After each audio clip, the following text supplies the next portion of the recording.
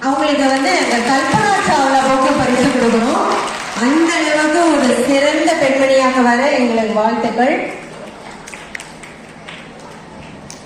நீங்க வருங்கால கல்பனா சாவ்லாவா? ஆமாவா இல்லையா? ஆமாவா?